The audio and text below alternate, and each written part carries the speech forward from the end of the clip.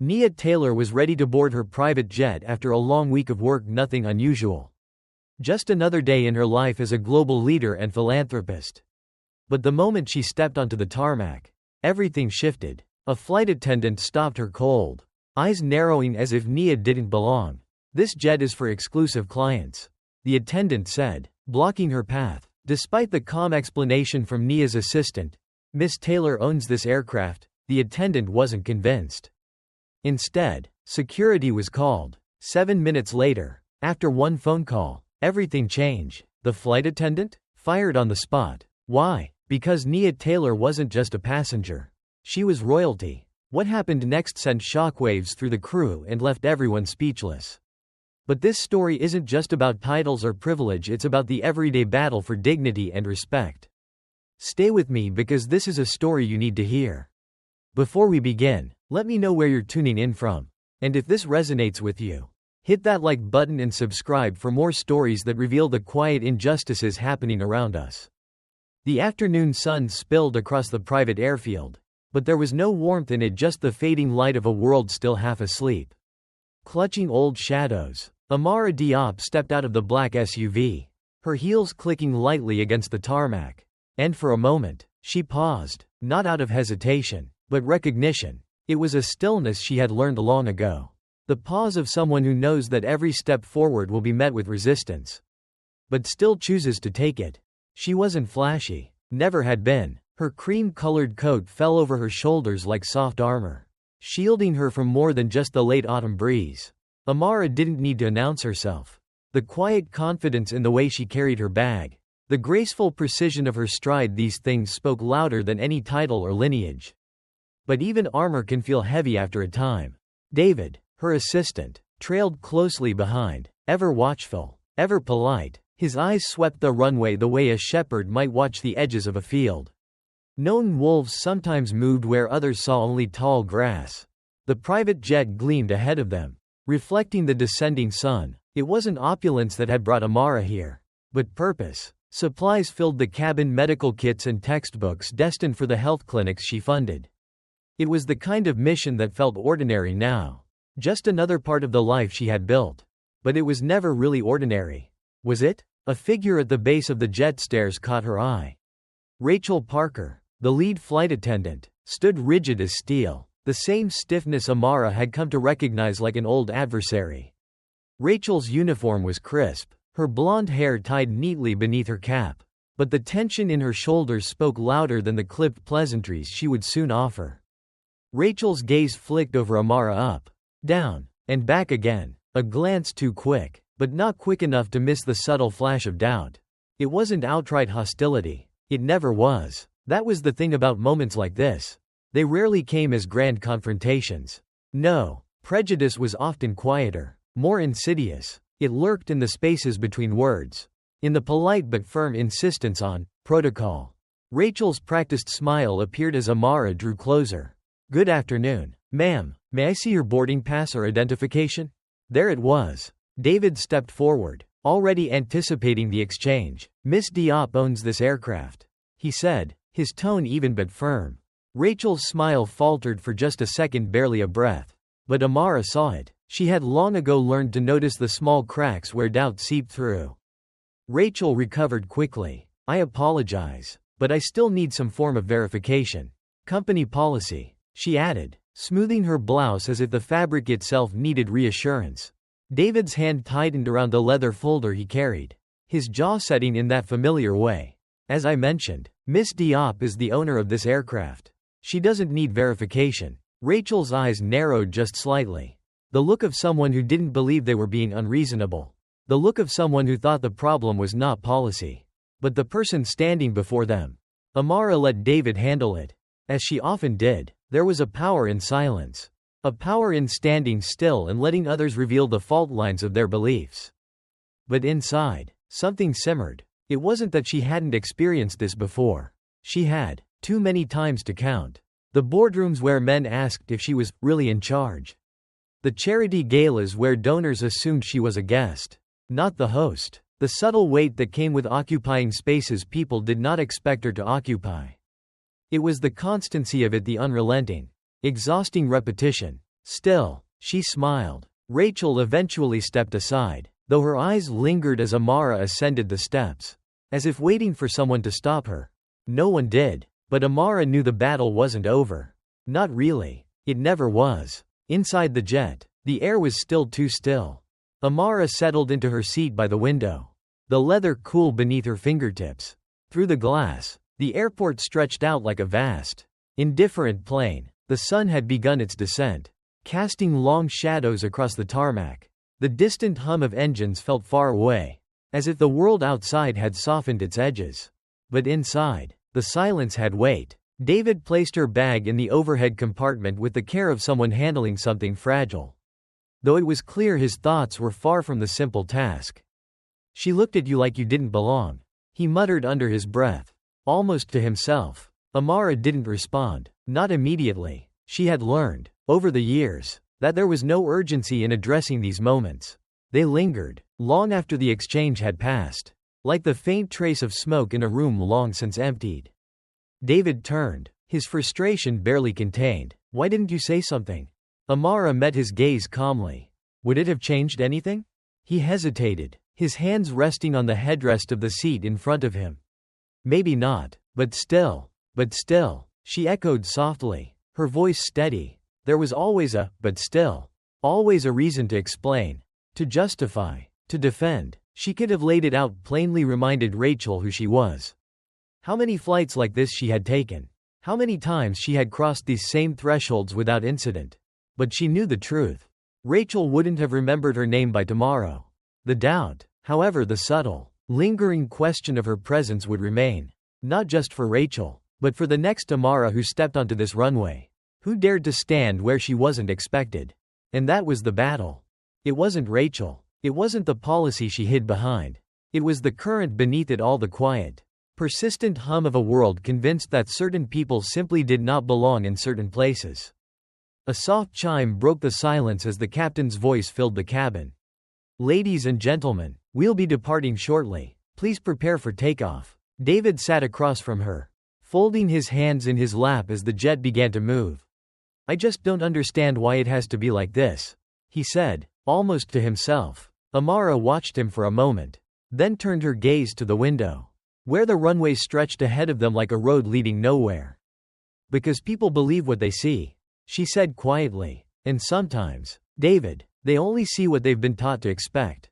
The flight was smooth. The sky outside darkened as they climbed higher, the land below shrinking until even the airport lights were nothing more than faint stars scattered across the earth. David busied himself with his tablet, but Amara could see the restlessness in his movements, the way he tapped the screen just a little too hard, the way his leg bounced beneath the table. She let him simmer, because she knew what was coming next. It wasn't long before he spoke again. "Do you ever get tired of it?" Amara's eyes stayed fixed on the horizon. "Every day. And I keep going." David leaned forward, his elbows resting on his knees. "I know you keep going. I've seen it, but doesn't it wear you down? Doesn't it ever feel pointless?" She considered the question carefully, as if weighing it in her hands. "It's not pointless," she said finally, "but it does wear me down. That's the cost of it." David exhaled sharply, shaking his head. "It shouldn't have to be a cost." "No, it shouldn't," Amara agreed, "but the world isn't built to spare us the weight of it. And so we carry it." David fell silent. Amara closed her eyes briefly, letting the soft hum of the engines fill the space between them.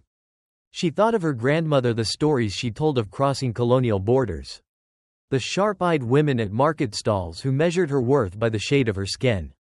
She thought of her mother, standing at the gates of universities that never expected her to pass through. She thought of all the women who had come before her, each one stepping forward, not because the path was clear, but because they had no other choice.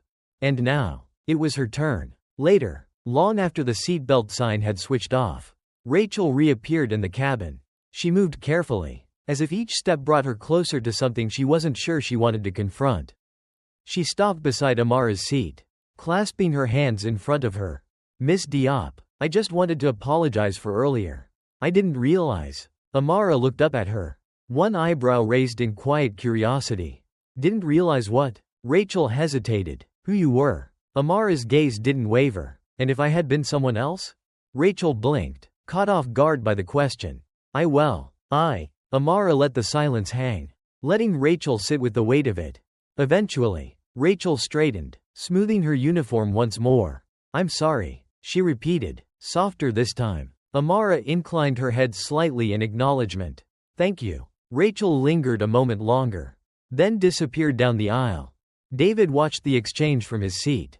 She meant well, he offered. Maybe, Amara replied, but meaning well isn't the same as doing right. David nodded thoughtfully, and the conversation faded into quiet once more. Outside, the sky stretched endlessly, dark and full of stars. The jet sailed smoothly through the sky, but Amara could feel the shift in the air long before Rachel returned to the cabin. It wasn't turbulence, it was something quieter, more insidious. Rachel moved with the stiff, deliberate steps of someone trying to seem unaffected, but the weight of unspoken words trailed behind her like a second shadow. She had apologized once. For some, that would have been enough.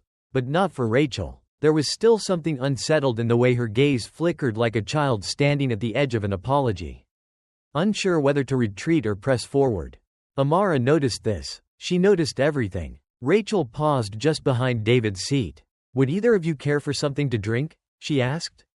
Her voice light but just a little too rehearsed. David glanced at Amara, as if waiting for her to signal. When she gave a faint nod, he replied, Water's fine for me. And you, Miss Diop? Rachel turned toward Amara, her hands clasped behind her back like a schoolgirl hoping for approval. Amara let the silence stretch just a moment longer than necessary. It wasn't out of malice but precision and awareness that this moment would stick to Rachel longer than the earlier confrontation. I'll have tea, Amara said at last. Rachel nodded briskly and hurried to the galley. David exhaled sharply, his head tilting toward Amara. You're letting her stew in it. Amara's eyes didn't leave the window. She needs to. David crossed his arms. Isn't that a little cruel? Amara smiled faintly, though there was no humor in it. No, cruelty would have been saying nothing at all.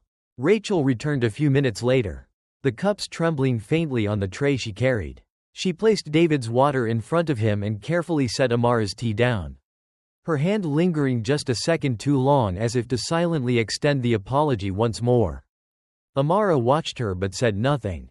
Rachel hesitated. I really didn't mean to offend earlier. I hope you know that. There it was. David shifted uncomfortably in his seat, clearly sensing the undercurrent that pulsed through Rachel's words. But Amara remained calm, stirring her tea slowly as she measured her response. I know you didn't mean to, Amara replied, her tone smooth but firm. But meaning and impact are rarely the same thing. Rachel's brows knit slightly, as if unsure whether to agree or defend herself. She opened her mouth, but Amara's gaze cut through the hesitation. I've been doing this a long time, Miss Parker. Long enough to know that most people never mean to offend. Amara continued. It just so happens that it's easier to doubt someone like me. Easier to ask for proof that I belong. I imagine you don't ask every owner who boards this plane for their identification. Rachel's lips parted, but no sound came. That's not to say you're a bad person, Amara added, her voice softening, but not by much. But people like me live with that shadow. We walk into rooms and feel the weight of eyes asking why we're there. Even if no one says it aloud, we hear it, and after a while, you learn not to take it personally because it isn't personal. Rachel swallowed. I understand. No, Amara interrupted gently. You don't. The cabin grew still. David shifted uncomfortably but said nothing. Rachel stood frozen in place, trapped somewhere between guilt and shame.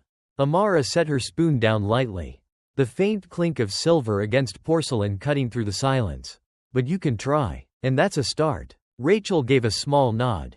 Her face flushed, and quietly retreated toward the galley once more.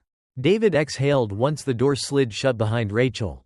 You could have let that go, he murmured. Amara turned to him, lifting her cup to her lips. And how many times do you think I've let it go before? David said nothing. That's the thing about these moments, Amara continued, her gaze drifting toward the window once more. They pile up, one by one, so small you can barely feel the weight of them at first. But eventually, the weight isn't something you carry, it's something you live under. David frowned. Still, she apologized. She's just one person. Amara set her cup down. Yes, but she's not the first. And she won't be the last. She could see the doubt in David's eyes, the part of him that wanted to believe that conversations like this chipped away at something greater. That maybe, just maybe, Rachel's shame would be enough to prevent the next incident. But Amara knew better. You know, she said softly, my grandmother used to tell me that a fence is only as strong as the hands that build it. And if those hands are weak, the fence will fall, no matter how straight the wood is. David tilted his head. And what does that mean for this? Amara gave a faint smile. It means people like Rachel have good wood. But if no one forces them to strengthen their hands, the fence will fall eventually. And when it does, it won't just fall on her. David leaned back in his seat, his gaze distant as he considered her words. Outside, the sky darkened, the last traces of daylight fading into the horizon. Inside, the silence lingered, not heavy, but deliberate. The tea had long since cooled. But Amara held the cup between her palms, letting the smooth porcelain press against her skin. There was something grounding about the weight of it, solid, simple, a reminder that not everything fragile must break. David sat across from her, eyes closed, one hand tapping gently against the armrest. The rhythm was soft, but persistent, like a heartbeat just beneath the surface of things. The cabin lights dimmed as the flight stretched on. Somewhere beneath them, the Atlantic slept, vast and indifferent. Amara leaned back, but rest did not come. It was the sound of footsteps that roused her. Not Rachel's, heavier, measured. When Amara opened her eyes, Oliver Grant stood at the entrance of the cabin. The regional director of Avalon Jet Management was a tall man, his navy suit tailored to precision, his silver cufflinks gleaming faintly in the low light. He held his hat in his hands, turning it slowly as if the motion itself steadied him. David sat upright, his eyes narrowing slightly. He glanced at Amara for a signal, but she gave none. Miss Diop, Oliver began, his voice smooth but not without tension. I wanted to extend my personal apology for what happened earlier. Amara's gaze didn't waver. She let the words rest between them for a moment, untouched. You didn't have to come all this way to apologize, Mr. Grant, she replied at last. Rachel handled that quite thoroughly. Oliver's lips tightened into something that wasn't quite a smile. Yes, well, it seems she had the best of intentions. Amara let out a soft breath through her nose, the faintest trace of amusement flickering in her eyes. The best of intentions can still pave unfortunate roads. Oliver shifted his weight, nodding slowly. I understand, and I assure you, we're addressing the matter internally. David cut in, his voice sharper than Amara's. Addressing it how, exactly? Oliver met David's gaze, but it was clear who he was speaking to. Miss Parker will undergo mandatory bias training. We take incidents like this seriously. David scoffed quietly under his breath. Amara caught it but said nothing. Training, David muttered. That's the answer, is it? Oliver's composure didn't falter, but something in his eyes hardened, as if this wasn't the first time he had stood in this exact conversation. Playing his part in a script he neither wrote nor believed in. It's a start, Oliver replied carefully. Amara placed her cup down on the small table beside her, folding her hands in her lap. Mr. Grant, let me ask you something. He straightened slightly. Of course. She tilted her head, studying him with quiet precision. When was the last time someone asked you to prove you belong somewhere you already were? Oliver's jaw shifted faintly. The silence that followed was answer enough. I imagine it's been quite some time, Amara said softly. Perhaps never. Oliver cleared his throat, though the sound was barely audible. Amara leaned forward slightly, her voice calm but unyielding. The thing about training, Mr. Grant, is that it assumes the problem lies in what people don't know. But Rachel knew enough to doubt me. She didn't need training to recognize that I wasn't what she expected. Oliver opened his mouth to respond, but Amara's gaze pinned him in place. You can train her to question those instincts, she continued, but can you train the world that shaped them? The cabin fell quiet, save for the low hum of the engines. David watched carefully, his expression unreadable. Oliver shifted his weight again, smoothing his tie. I appreciate your perspective, Miss Diop, and I won't pretend to have all the answers. But I can assure you, this won't happen again. Amara smiled faintly, though the expression did not touch her eyes. It will, Mr. Grant, perhaps not here, perhaps not to me, but it will happen again. Oliver hesitated, as if searching for the right thing to say. But there was no right thing. Not here. At last. He nodded. If there's anything else we can do to make this right, please don't hesitate to let me know. Amara inclined her head slightly. A gesture of polite dismissal. Thank you for your time, Mr. Grant. He lingered a moment longer, then turned and disappeared down the aisle, leaving the two of them alone once more. David exhaled, rubbing the back of his neck. You know he's not going to fix anything, right? Amara's gaze returned to the window, where the faint glow of distant cities shimmered far below. He's not the one who needs to. David frowned. Then who does? Amara's reflection stared back at her in the glass. But it wasn't her own face she saw. It was her mother's, her grandmother's, the long line of women who had stepped into spaces they weren't invited to. Who had stayed there long enough to make them their own. We do, Amara said quietly. We always have. David said nothing more. Outside, the stars stretched endlessly across the sky, indifferent and eternal. But inside, Amara sat still, feeling the weight of every battle she hadn't chosen but could never walk away from. The sky outside the jet had deepened into a heavy, quiet blue, the kind of blue that appears just before the world succumbs to night. Inside the cabin, the lights remained dim, casting soft halos over the polished wood and leather. David had dozed off, his head leaning awkwardly to the side. But Amara sat wide awake, her eyes fixed on the window. The stillness should have felt like peace. But it didn't. Rachel hadn't returned to the cabin since Oliver left. Whether it was shame or avoidance that kept her away, Amara couldn't be sure. Not that it mattered. This wasn't about Rachel. It never was. Amara had carried these moments with her for years, decades. Even, some faded quickly, dissolving into the white noise of memory. But others, like tonight, lingered long after the confrontation was over. It wasn't Rachel's doubt that unsettled her. It was the echo of it, the familiar shape it took. The way it found its place so easily in Amara's life. She could feel it now, curling around the edges of the silence. The first time Amara had felt that particular weight, she had been 10 years old. Her father had taken her to a department store in Paris.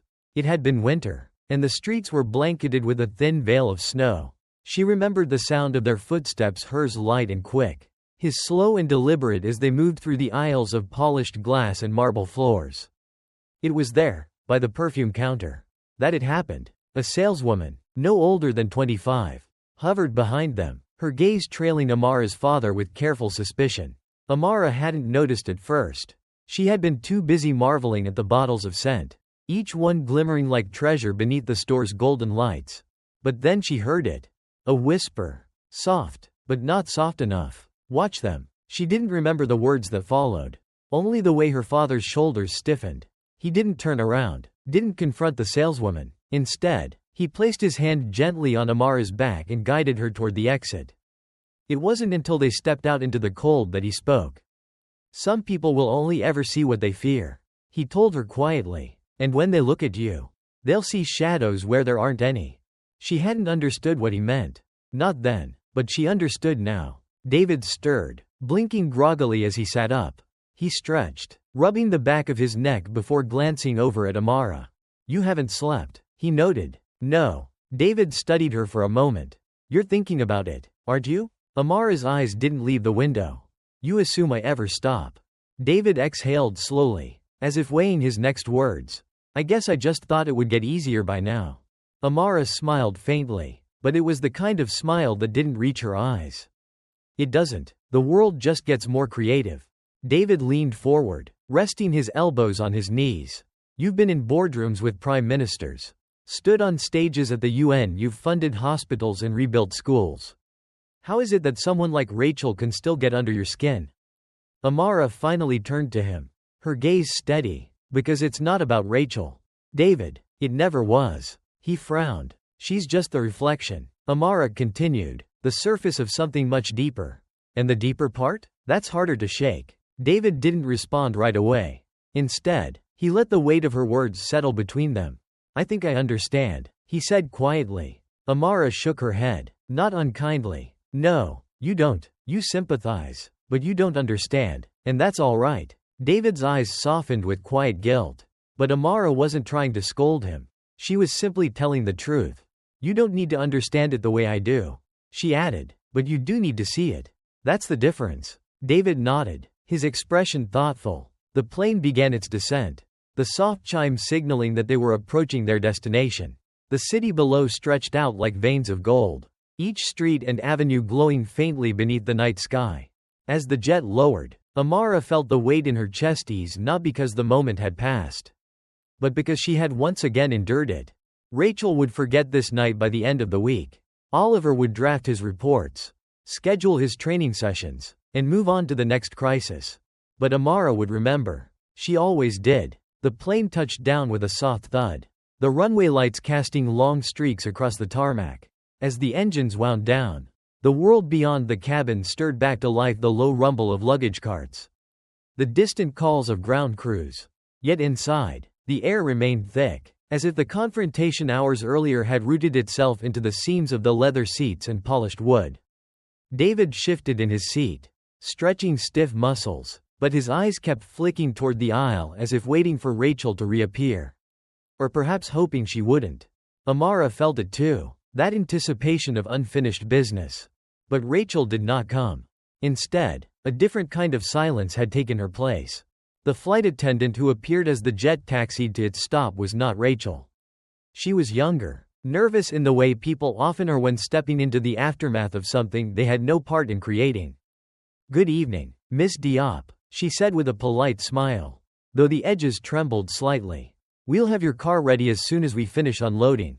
Amara inclined her head, not unkindly. "Thank you." The young woman lingered for a moment, her gaze flickering toward the back of the plane as if debating whether to say more. In the end, she said nothing. David watched her go. "They switched her out," he said after a pause. Amara leaned back into her seat, her expression unreadable. "It's easier that way." David frowned. Easier for who? For everyone but her. By the time they stepped off the jet, the airport had grown quieter, wrapped in the hush of late evening. The cold air hit them first, bracing and sharp, but Amara welcomed it. It was the kind of cold that cleared the mind, scraped away the residue of the day. A black sedan waited near the terminal, its sleek frame reflecting the glow of the overhead lights. As they approached, Oliver Grant emerged from the car, buttoning his coat against the chill. His presence was not unexpected, but neither was it particularly welcome. David's posture tightened. "He's persistent. I'll give him that." Amara smiled faintly. "That's not persistence. That's damage control." Oliver stepped forward, offering a brief but respectful nod. "Miss Diop, I hope your flight was otherwise comfortable."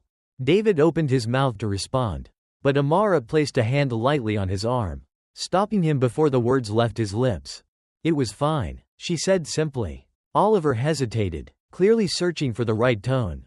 "I wanted to make sure everything is in order before you leave. And he stopped, letting out a breath that fogged in the cold. "I also wanted to apologize again. Personally. Rachel won't be working any more of your flights." David's eyes narrowed. "And that solves what, exactly?" Oliver stiffened. "Just barely. I understand the frustration, Mr. Brown, but we take these matters seriously." David's voice sharpened. "That's convenient. You take it seriously now that Miss Diop is involved. What about when it happens to someone without a title attached to their name?" Amara's gaze shifted toward Oliver, and she watched his carefully constructed poise waver just slightly. "But enough to notice. You can't remove every Rachel," Amara said quietly. "And even if you could, there will always be more. Because this isn't about her." "Mr. Grant." Oliver met her eyes, and for a brief moment, there was something almost human beneath the polished professionalism, something tired. "I know," he admitted, "but I don't know what else to do." Amara studied him, letting the silence stretch between them until it became almost uncomfortable. "I don't expect you to know," she said at last, "but knowing isn't the point. The point is whether you'll keep looking after this fades from view."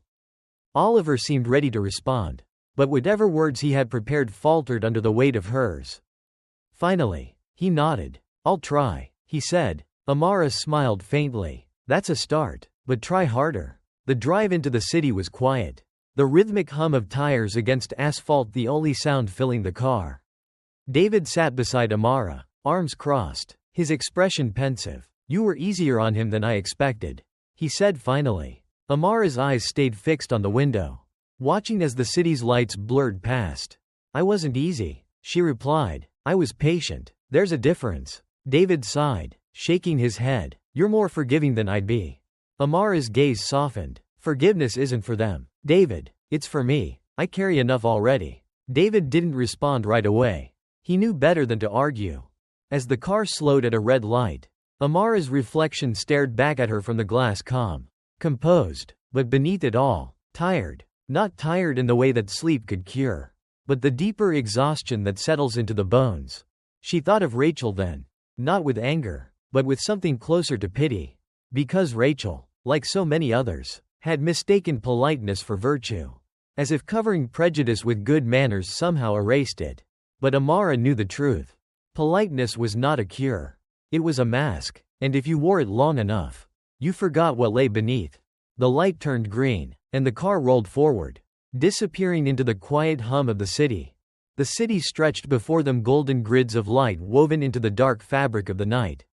From the backseat of the car, Amara watched the skyline shift and rise. But she wasn't really seeing it.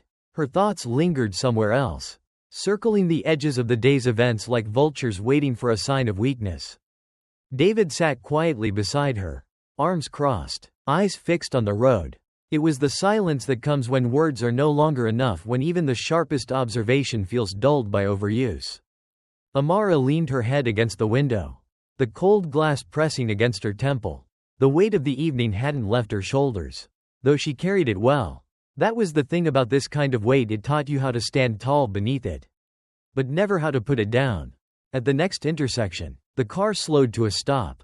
Outside, a man waited at the crosswalk, bundled against the chill, his gaze cast downward. As the light shifted and he began to cross, Amara noticed the subtle way David's body tensed, the reflexive tightening of his jaw, the way his eyes tracked the man until he disappeared down the street. It was small, almost imperceptible, but Amara had known David long enough to recognize the pattern. You don't have to protect me, she said softly, breaking the quiet. David glanced at her, his expression guarded. I'm not protecting you, I'm paying attention. Amara smiled faintly, though there was no humor in it. And do you think that's enough? David looked away, his fingers tapping lightly against his knee.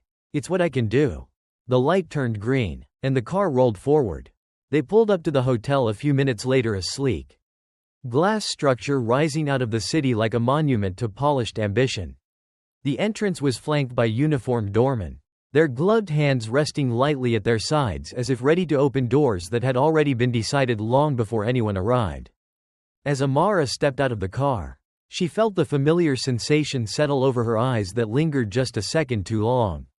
The polite stiffness in the nods that greeted her. It wasn't overt, but it didn't need to be. David emerged from the other side, meeting her at the entrance. I'll check us in, he offered, but Amara shook her head. I'd rather do it myself. David hesitated. After today, are you sure? Amara's gaze was steady, especially after today. The lobby was a temple of glass and marble, sleek and curated, like most things designed for people who already belonged. Amara's heels clicked softly against the polished floor as she approached the front desk. The woman behind the counter straightened at the sight of her, a practiced smile already in place. But Amara caught at the flicker of hesitation, the way her eyes briefly scanned the space around Amara as if searching for someone else. Good evening, the woman said smoothly. Welcome to the Elston. How can I assist you? Amara slid her ID across the counter. I have a reservation. Under Amara Diop. The woman's hands moved quickly, typing the name into the system. But even as she worked, Amara felt the shape of the moment beginning to shift. It was in the slight narrowing of the woman's eyes, the pause in her breath, as if something about the name or the image on the screen didn't quite align with the expectation she had silently constructed. I'm sorry, the woman said after a beat, her voice carefully measured. I'm not seeing anything under that name. Could it be under a different one? David, who had been standing a few steps behind, stepped forward. We booked it directly this afternoon, he said, his voice already hardening at the edges. The woman's gaze flickered toward him briefly before returning to Amara. I apologize, she repeated. It's possible there was a mix-up. I can check again. That won't be necessary, Amara interrupted softly. She reached into her bag, pulling out the confirmation email and placing it gently on the counter. The woman hesitated, but took the phone, her eyes scanning the screen. For a moment, the lobby grew quieter. the weight of the exchange hanging in the air. David crossed his arms, watching the woman carefully. Amara said nothing, her calm gaze never wavering. At last, the woman's face shifted, something between embarrassment and discomfort settling in her features. "I see now," she said quickly. "It looks like the reservation was misfiled. I apologize for the confusion." Amara held her gaze. "I'm sure you do." The woman busied herself with the paperwork, moving swiftly but with less certainty than before. David leaned closer to Amara, lowering his voice. "You think it was intentional?" Amara's lips curved into a faint, knowing smile. "I think she believed what she saw." David frowned. "And what was that?" Amara's eyes softened, though the weight behind them did not. "Someone who didn't belong here." The suite was beautiful. Floor-to-ceiling windows opened onto a view of the city, the skyline glittering beneath them. But beauty, Amara had learned, did not erase the weight of a door almost left unopened. David dropped his bag by the couch, still shaking his head. "Every time I think things are getting better, something like this happens." Amara set her coat gently over the back of a chair. "It's not about better, David. It's about longer." David looked at her, confused. "Longer?" She turned to face him, the city lights casting faint shadows across her face. "The moments between these incidents, they get longer.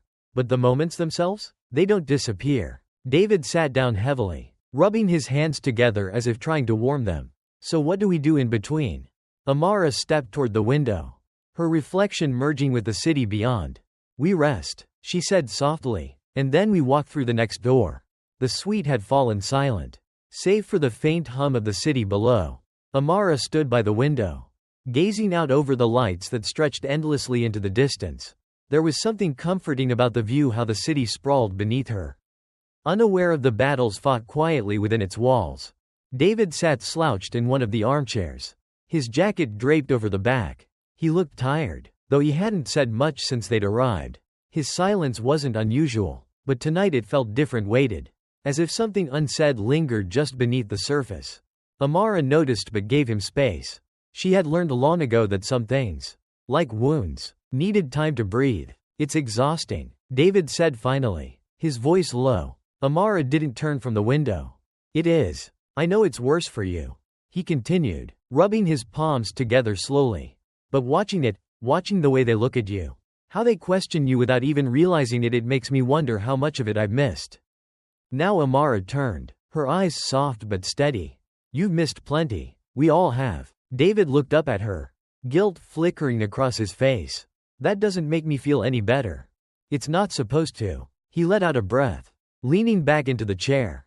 "I used to think the worst part was the overt stuff. The slurs, the open hostility. At least then you could name it, fight it. But this?" He gestured vaguely, as if trying to capture the entire evening in one sweep of his hand.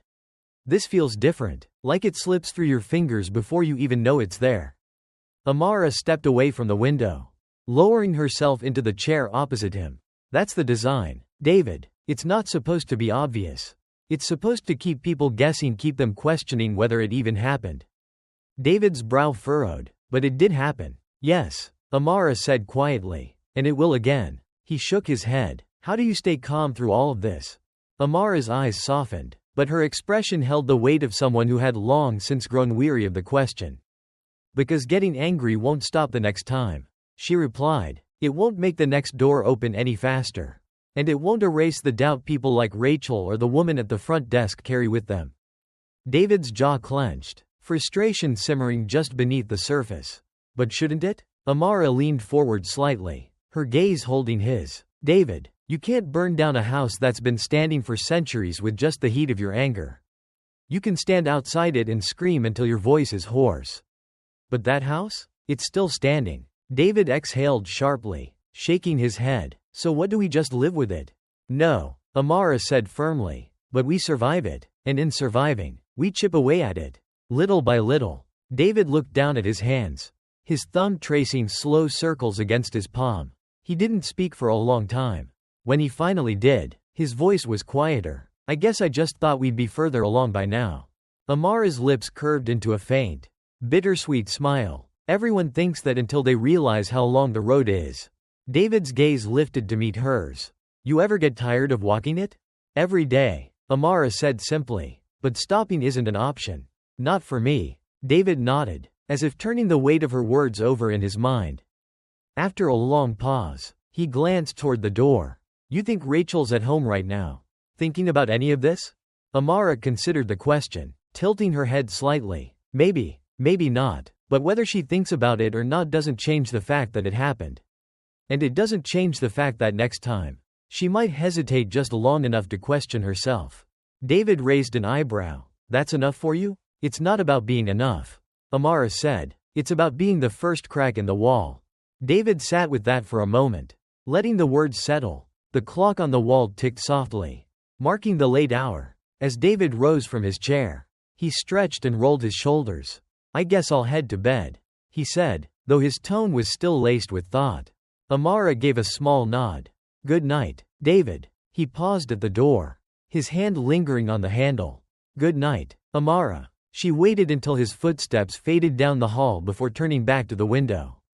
The city stretched endlessly before her, as indifferent as ever. But somewhere, down in the streets below, doors were still opening. Not all of them, and not always easily, but some. And that was enough for tonight.